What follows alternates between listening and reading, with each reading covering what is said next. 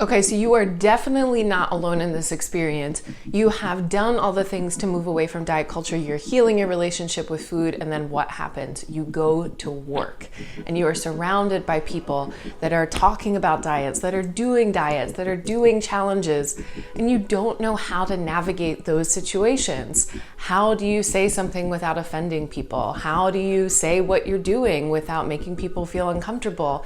How do you navigate the workplace when you are trying to move away from dieting and diet culture and trying to create a more peaceful, intuitive relationship with food? Look, I already know that you're over there thinking there is no way that my workplace can change the way that it talks about diets and dieting. There is no way that I can feel more comfortable going to work considering that I am healing my relationship to food based on everything that they talk about. And I want to promise you that there are some things that I'm going to offer you that will help you. So first, we're going to get into why it's so hard to say something, why it's so hard to speak up at work when people are talking constantly about diets. And then we're going to get into some things that you can actually do about it so that you'll feel calmer and safer going to work because people aren't going to constantly be talking to you about diets. You definitely want to take a listen to this.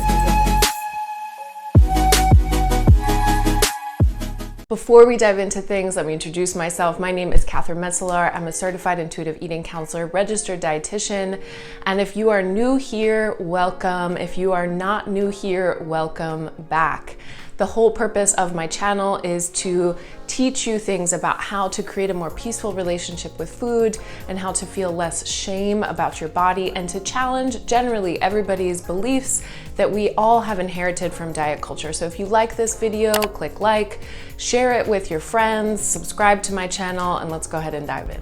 Real talk, the workplace is a really hard place to navigate for a whole host of reasons. But today we're talking about how to navigate the workplace when everybody's talking about diets. So first, let's talk about some of the reasons why it's hard to speak up and say something at the workplace when everybody is talking about their newest diet, their newest cleanse, their newest exercise program that they're doing, and you're over here trying to create a more peaceful relationship with food, create a more intuitive relationship with food, but you don't know how to navigate those dynamics. And so let's talk about a couple reasons why. Okay, so the first common reason why it's difficult to speak up at work when everybody is talking about diets and what they're doing and what they're not eating and what they are eating and why you should buy some bar or join some MLM program or whatever it is, you know how it is. A common first reason is that you have people-pleasing tendencies. And if this is you, you are not alone.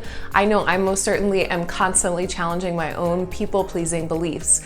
So how does this show up then when everybody's talking about dieting? What this means is that you would find it really difficult to say no. You feel responsible for other people's emotions. And so in the case if you were to say something and someone was to get angry with you or upset with you or maybe talk about you, that would feel really distressing. That you generally in the world and in a lot of your experiences, probably for really valid reasons, have done a really good job at managing the environment around you and the people around you. And it's probably difficult for you to set boundaries. So in the context of asking people at work not to talk about diets, this becomes particularly hard, right? Because what you're saying is, I don't like what you're saying, this is making me uncomfortable, and I don't want to be talking about that.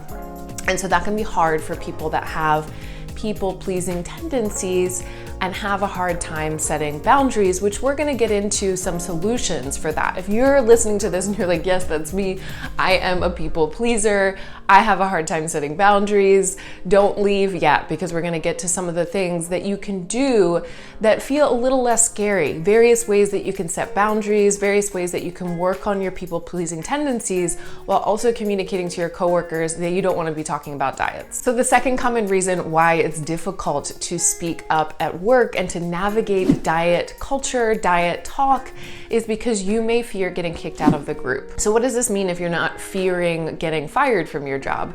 What this means more specifically is that humans have evolved to be part of a group. Think back to early humans when our survival depended on being part of a group. If we weren't part of a group, it meant that we wouldn't survive. And despite things being very different now, we have housing and protection, and we don't depend on groups to survive, our evolution hasn't really caught up with that. And so anytime we are part of a community and part of a group, our nervous system, our evolution feels very afraid of getting kicked out of that group, not being a part of that group, right? And so anytime there's a threat to us not being part of a group, our nervous system sends a signal like, oh no, everything's not okay, we're not safe, this is bad. Do everything that you can do. If the whole group is participating in diets, do everything you can do at least not to get kicked out of the group, because that feels threatening. Even though you know that from an evolutionary perspective or in current day, you're safe, everything's okay. But this is something that your nervous system and the way that we've evolved as humans is really driving. This isn't something that you're making a choice around. The last common reason why it's difficult to navigate diet talk at work is because you may work in a toxic or not so supportive workplace. This is something that's super common. A lot of workplaces do not foster or encourage people to speak up, to set boundaries, to say that something upset them. And so you may not feel safe to speak up, to articulate your needs. And so while we're going to be talking about some things that you can do for yourself, I want you, if this is the case, if you exist in a workplace where people are not supportive and it's toxic, to just for a moment try to take the blame off of yourself. There is only so much that we can do in workplaces that are not supportive.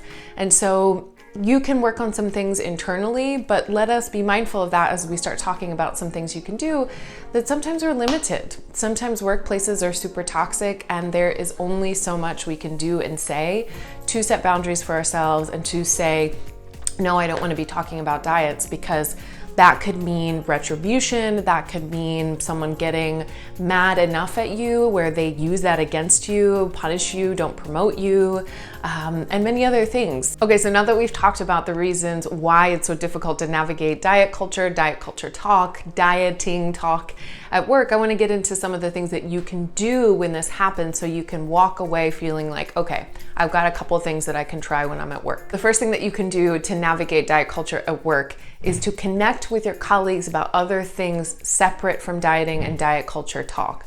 So what does that mean? You will have to ask questions about their life, and you probably are already doing that. Do they have kids? Are they going to school? Do they like dancing? Are they taking a language class? Whatever it is.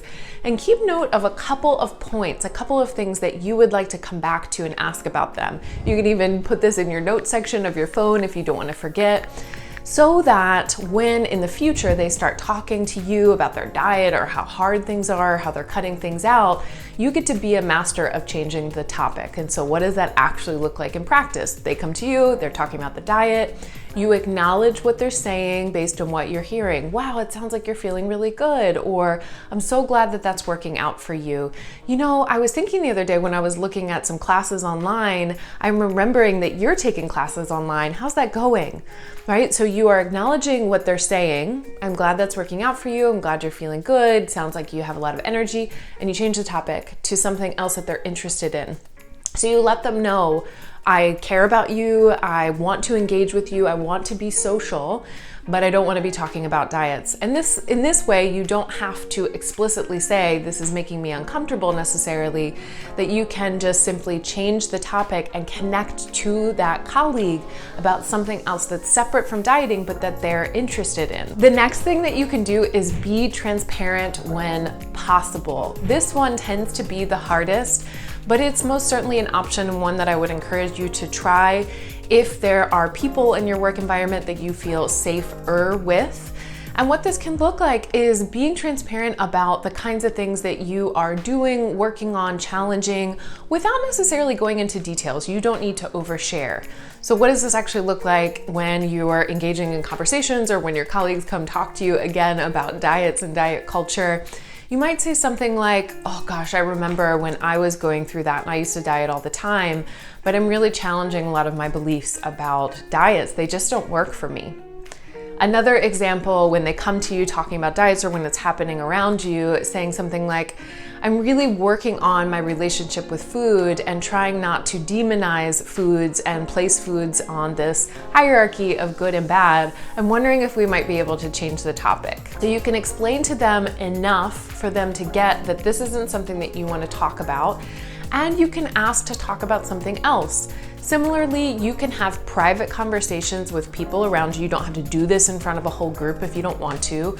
Pull aside different colleagues and say, hey, this is what I've been experiencing. This is what I'm working on. I'm wondering if you would be okay not talking about diets for some time. It really throws me off my center and it's something that I'm working on. Could you support me in this, right? So you get to have private conversations, or you could say something in a group and be transparent if you're feeling okay and comfortable with that, about the things that you're working on without sharing too much detail. They don't need to know everything. They don't need to know all the ways that you're suffering or all the things that you're working on.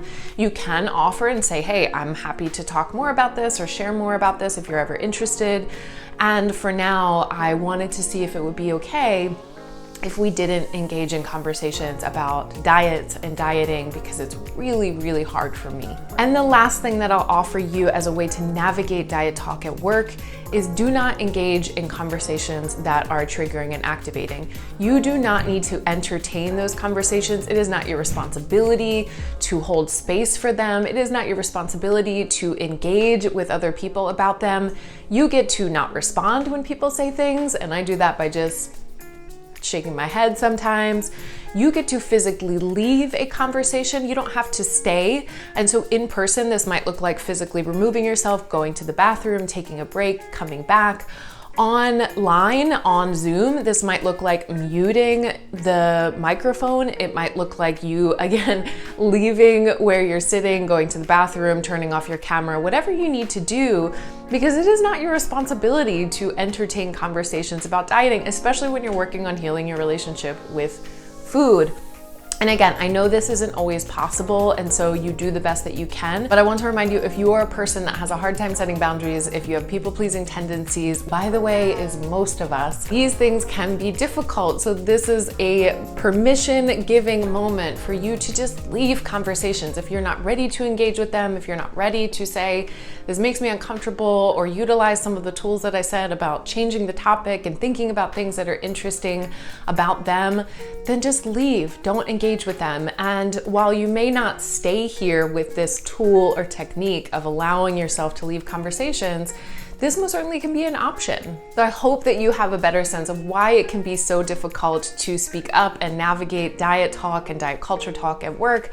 And I also hope that you're walking away with this with some concrete ideas about how you can set boundaries at work, how you can speak up, how you can change the topic, how you can leave conversations, so that you can start to feel a greater sense of ease entering into the workplace when people are constantly talking about diets. If you like this video, click like, click share, share it with people that you know, subscribe to my channel, and I'll be back next week to talk about more things related to intuitive eating, diet culture, and more.